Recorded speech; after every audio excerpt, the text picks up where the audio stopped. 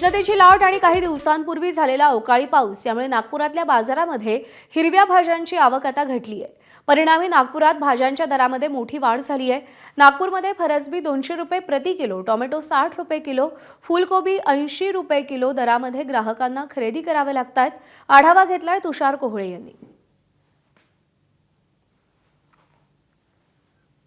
सध्या विदर्भामध्ये सुरू असलेली उष्णतेची लाट, त्यातच कडक उन्हाळा आणि काही दिवसाआधी येऊन गेलेला अवकाळी पाऊस यामुळे बाजारपेठेमध्ये हिरव्या भाज्यांची आवक मोठ्या प्रमाणात घटली आणि त्याचा परिणाम भाज्यांच्या दरावर झाल्याचं आपल्याला पाहायला मिळत आहे।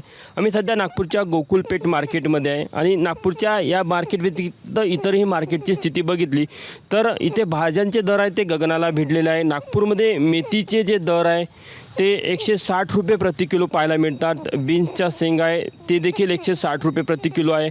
काय कारण काय एवढं वाटतं तुला? ऊन एकदम कडक झाल्यामुळे भाज्याची आवक कमी झाली आहे। बरं, आता सध्या काय आजचे दर काय? आज मेथी विकत आहे 160 रुपये किलो, संभार 160 रुपये किलो आहे, बीन्स शेंगा 200 रुपये किलो विकत आहे। तसे टमाटर तर महाग झाले आहे, 50-60 रुपये किलो टमाटर झाले आहे। ग्राहक देखील मग खरेदी करताना कमी भाज्या घेतात? नाही कमी की त्यांच्यावर एकदम फरकच पडतो ना। एकदम 10 वाली चीज एकदम 30 रुपये झाले तर त्यांना थोडं हे वाटतात। ज्या भाज्या साधारण या काळामध्ये 60 ते 80 रुपये किलो राहायच्या त्यांचे दर आपल्याला 120 ते 160 रुपये प्रति किलोच्या दरामध्ये पाहायला मिळत आहे। त्यामुळे निश्चितच तिहेरी मार ग्राहकांना सहन करावं लागत आहे। एकीकडे सिलेंडरचे दर देखील कमर्शियल सिलेंडरचे दर वाढलेले आहे, त्यातच आता महागाईचा फटका बसत असताना भाज्यांच्या दरामध्ये देखील मोठी वाढ झाल्याचं पाहायला मिळत आहे।